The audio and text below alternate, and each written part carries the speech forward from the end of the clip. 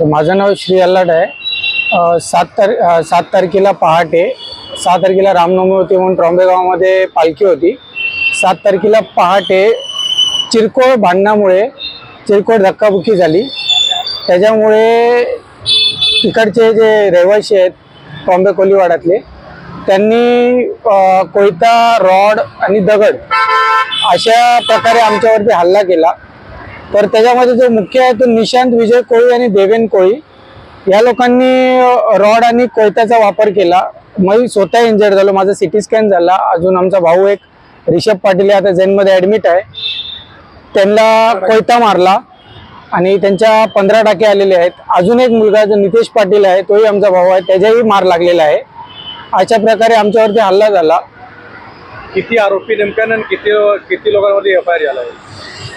FIR तर सध्या तर फक्त 2 लोकांची नावं घेतलेली आहेत, परंतु जे मुख्य आरोपी आहेत ज्यांनी कोयता मारलेला आहे, ज्यांनी बांबू मारला त्यांची नावं घेतलेलीच नाहीत एफआयआर मध्ये। हा, नेमके किती आरोपी होते, किती लोकांनी हमला केले होते?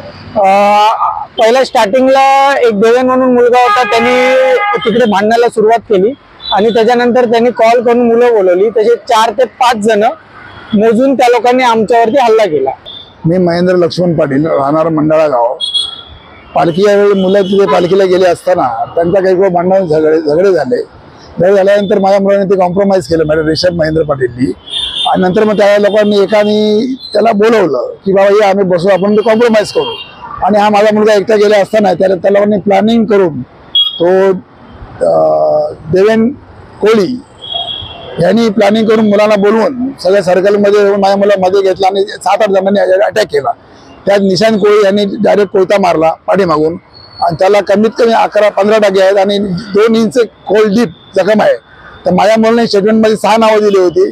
तर जाणून बुजून एफआयआर मध्ये गरुड पी.आय. गरुड यांनी पैसे घेऊन 15 लाख रुपये घेऊन त्यांना सर्व आरोपींना साईडला ठेवलं आणि एफआयआर मध्ये 6 नावं असताना फक्त 2 नावं एफआयआर मध्ये काढले, सगळे म्हणजे मॅनेज होऊन।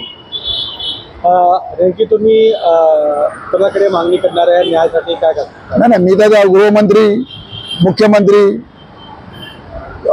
आणि जे वरिष्ठ जेवढे कमिशनर सीपी म्हणून सगळ्यांना मी अर्ज करणार आहोत। आणि असे पैसे घेऊन जर माझ्यासारख्या माणसाचं आम्ही समाजसेवा, मी गेली 30 वर्ष 35 वर्ष रिपब्लिकन पार्टी ऑफ इंडियाचा महाराष्ट्र सचिव असून आणि माझं एवढं कोऑपरेशन पॉलिटिशियन असून सुद्धा माझ्या विरुद्ध ही अशी घटना घडत असेल तर सामान्य नागरिकाचं काय हाल आहे? मुंबईमध्ये एवढं असताना सुद्धा पैसे घेऊन काही ऑफिसर करता। आणि विजय हा गहू हा असा माणूस आहे की 500-1000 रुपयासाठी सगळ्या प्रत्येकांना आणतो, बसवतो। आणि याच्यामध्ये निशान अलविन नावाचा जो इसम आहे त्याने तो आम्हाला सहकार्य करत होता, त्याला जबरदस्ती याला केसमध्ये या लोकांनी टाकलेलं आहे। आणि आमच्या त्याविरुद्ध काही तक्रार नसताना सुद्धा त्याला एफआयआर मध्ये आज नायगाव कोर्ट, हॉलिडे कोर्टमध्ये नेऊन त्याच्यावर एफआयआर केली जबरदस्ती। ही पद्धत चुकीची आहे, म्हणून सामान्य नागरिकाला कसा न्याय मिळणार? आम्ही त्यासाठी न्यायासाठी आतापर्यंत किती आरोपीला अरेस्ट केला आहे, किती फिरतायत? आरोपी रोज फिरतायत, जाणून बुजून हे पैसे 15 लाख रुपये घेतले असल्यामुळे गरुड साहेबांनी त्याच्यामुळे ते आरोपीला अरेस्ट करू शकत नाही। सर्व माहिती यांना आहे, तो आता त्या कोळीवाड्यात याच्याकडे जाऊन सगळे ते 15 लाख रुपये घेतले विजय गरुडने, आमचा माझा असा आरोप आहे। 15 लाख रुपये तरी घेतला, तुम्हाला कसं माहित केलं? हा, ते गाववालेच बोलले आम्ही 15 लाख दिले, आमचं काय होणार आहे? ते आरोप बोलतो आम्हाला काय फरक पडत नाही, आम्ही बघून घेऊ, आम्ही अजून असं किती मर्डर करू। आणि सगळे आरोपी त्याच दिवशी 4-5 दिवसापूर्वी त्याच निशांत कोळीने एक झोमॅटोवाल्याला मारून मोबाईल, घड्याळ, चेन खेचून त्याला हे केलं, तरी पोलीस स्टेशनला झोपलेला आहे का? आणि त्याच दिवशी पालखी दिवशी प्रत्येक हे फेरीवाले आणि जे होते आपले पाळणा त्यांच्याकडून मारून पैसे घेतलेले आहेत। अशा आरोपी पोलीस स्टेशन मॅनेज करून फिरतात आमच्या ट्रॉम्बे पोलीस स्टेशनमध्ये, तर सामान्य नागरिक काय हाल होईल?